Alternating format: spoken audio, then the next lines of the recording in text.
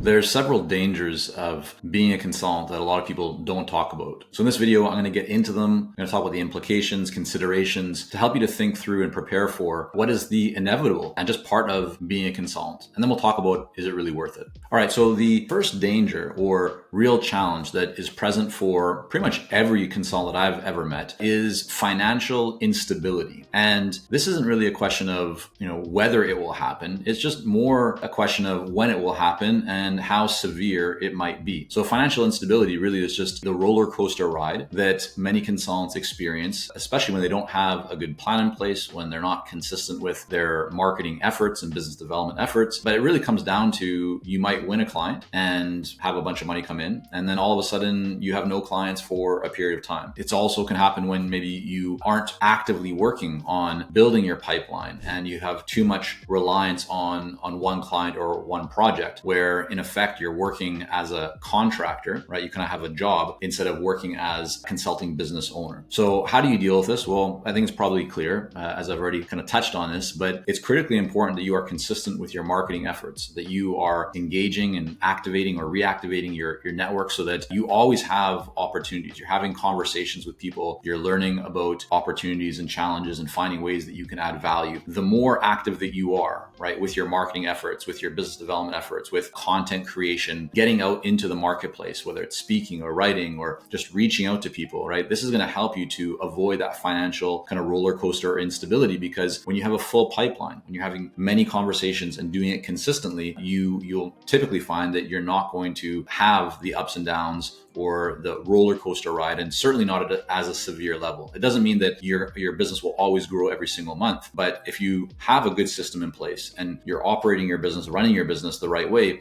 you should see that you're always going up, even though you might be going down at times, a month here, a month there, but over a longer period of time, your business should be growing to the level and to the place that you want it to. All right, so the next one that we're going to talk about is overwork and burnout. And this is a very real challenge, even outside of the consulting industry. It's not only about consulting, but as a consultant, you are in charge of your time, right? You are typically taking on a lot. Whether you're a solo consultant where you're kind of doing everything, or you've shifted to working with a bunch of contractors or part-time or full-time people, and maybe you're leading a team, generally, right, you're going to be feeling that you need to get a lot done, right? That there's always more items on your to-do list than you have time to complete. And that's just the nature of business, right? Is that there's always more to do. And if you don't manage your schedule and if you don't manage your time, it's very easy to find yourself in a position where you're working way more hours than you ever used to, certainly more than maybe even in the corporate, or senior kind of role that you had previous to becoming a consultant. But that doesn't need to be the case, right? For many consultants, when they are strategic and intentional with their time and how they set their schedule and what they say yes to and what they say no to, you can create significantly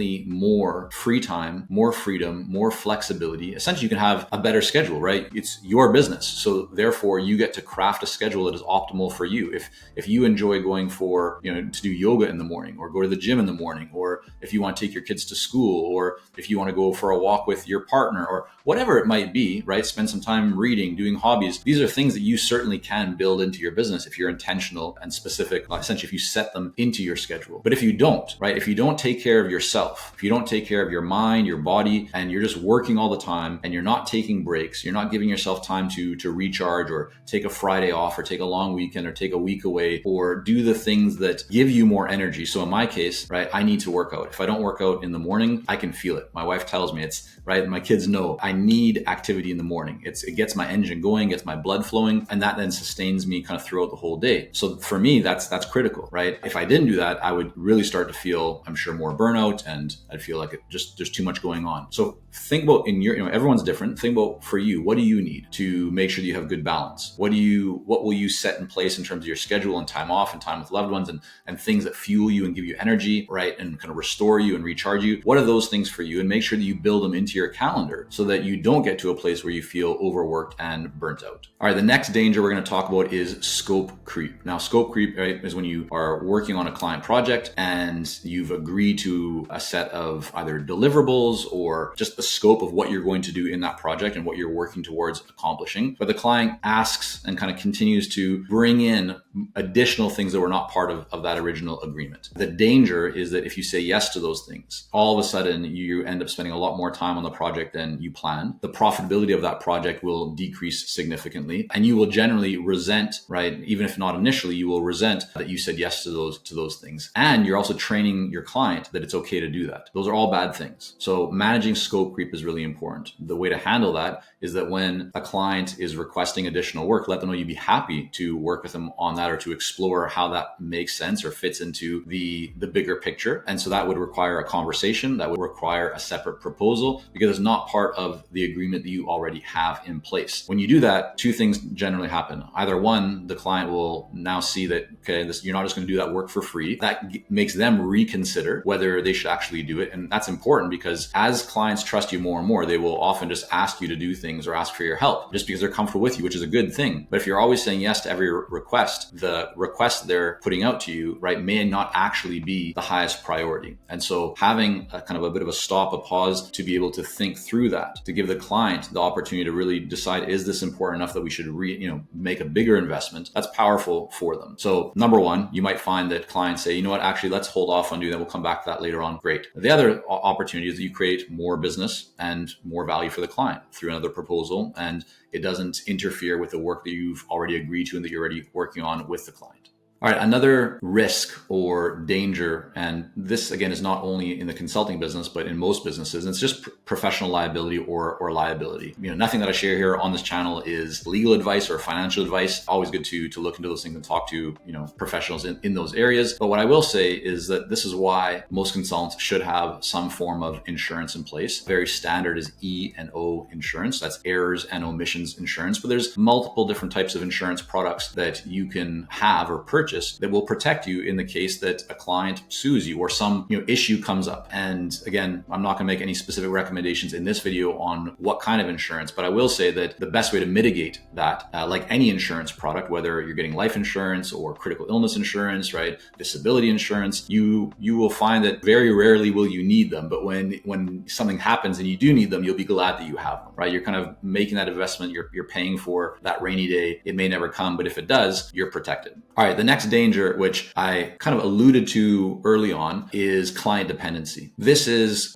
also called client concentration, and it happens when you have too much of your overall revenue as well as time allocated to one client or to a small number of clients. So let's just imagine that you have 8 clients that you're working with currently, but 50% of your revenue comes from one of them, or 50% of your revenue comes from 2 of them. That's a dangerous place to be, because if 1 or 2 of those clients disappears, right, a big portion of your revenue disappears. So always think about how you are allocating your time and the source of your revenue, right? You might think, well, great, I have a client. And we actually wrote an article about this on the consultingsuccess.com blog about landing or dealing and handling whale clients, right? Very large clients. So I'd suggest that you check that out. Maybe we'll link to that below here. But if not, just go to consultingsuccess.com and you can find it. But the idea is that if you have too much of your time or too much revenue coming from a small number of clients, you are really building your business on shaky ground. Because if any change happens, all of a sudden you're left scrambling. And that's not a place where you want to be. So the cure to that is to manage your client concentration to ensure that you're not spending too much time with only time, but also you don't have too much, of your revenue as a percentage coming from any client, any one client. So try and aim for, 20%, maximum 25% or less of your overall revenue coming from any given client. Right? At 20%, right, you lose one client, right? In terms of if you have 5 clients and you lose, right, one of them, you lost 20%. But that's a lot better than losing 50% or 60% of your revenue coming from one client. So that's another danger that you want to prepare for and actively manage. All right, another danger, and this ties also into the kind of the previous one around burnout and overwhelm or overworking, but it's a little bit different, and that is isolation. This shifts, right, depending on your current stage. But if you're a solo consultant, and even if you have some contractors, but essentially if you're doing a lot of things yourself, right, if you're spending a lot of time by yourself, or even if you have a team, but let's just say that you're the CEO, or you're the leader, and maybe you feel that people don't really understand what you're going through. It just feels lonely, right? You kind of, people don't really get what you're doing. You have to make a lot of decisions by yourself. You don't have a support network around you. You don't have people that you can talk to. You don't have people that you can bounce ideas around that understand, what you're dealing with. That can certainly be a challenging place. And so the way to overcome that is to surround yourself with other people. This is why we have the Clarity coaching community at Consulting Success, where we have hundreds of consultants that are part of a community. They get to share ideas. They get to talk about what's working, what they're experiencing, what they, what they should maybe somebody else should avoid, a mistake that they've made, right? So everybody gets to learn from each other. And so rather than building a business all by yourself where it can feel very lonely, you get to build a business with the support and the counsel and the advice and the guidance of others that have been there and done that, others that are, levels above where you are, others that are at a similar place to where you are. So we'll drop a link below the video here if you want to learn more about the Clarity coaching community and everything that program provides. But isolation is certainly a real thing. And the best way to mitigate that is to, not be alone, to surround yourself with either people around you, in real life, if you will, or virtually, right, through an online community, which for many people can be a really great way to, regardless of where you are in the world, to connect with others and to learn from others. All right. And the final danger that I'll talk about today in this video is imposter syndrome, right? What is imposter syndrome? It's essentially where you question yourself and you wonder, are you good enough, right? Are your ideas good enough? Is your content good enough? Do you deserve to land this client? Do you deserve to get this keynote speaking engagement? It's the voice in the back of your mind that is always telling you, should you really be here, right? Do you have the right credentials?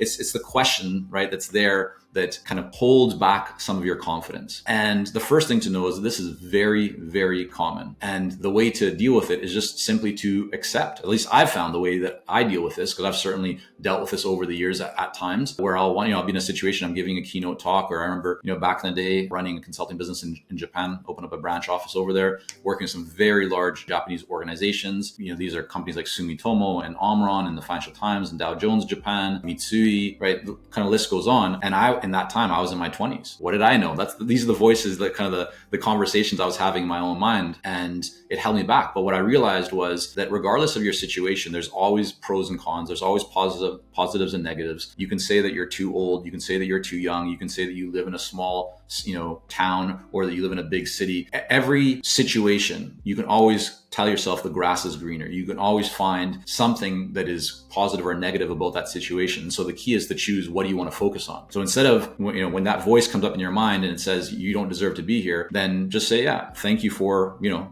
thanks for that comment, but I don't need to listen to that because there's a reason that I'm here, right? There's a reason that I'm speaking and giving this keynote. There's a reason why this president has asked me to, to sit down and talk with their team, right? You're not 100% in terms of, there's always room to grow. There's always room to improve. But if you embrace this idea that you're always going to continuously improve, right, then just recognize that this imposter syndrome is really just a reminder. And the way that I kind of look at it is I channel it to get better, to continue developing, to continue learning, right? I don't know everything, but I'm going to continue to learn. And so I thank that reminder. I appreciate that reminder to almost like to spur me into action, or to make sure that I don't become complacent. So there you have it. There's several dangers, right, of running a consulting business. And this is true for running any business. It's true for any career. I think it's true for really most things in life. And so the question is, given all these dangers, and there's other ones too, is it worth it? And my answer to that is 100%, right? As a consultant, you have unlimited income earning potential.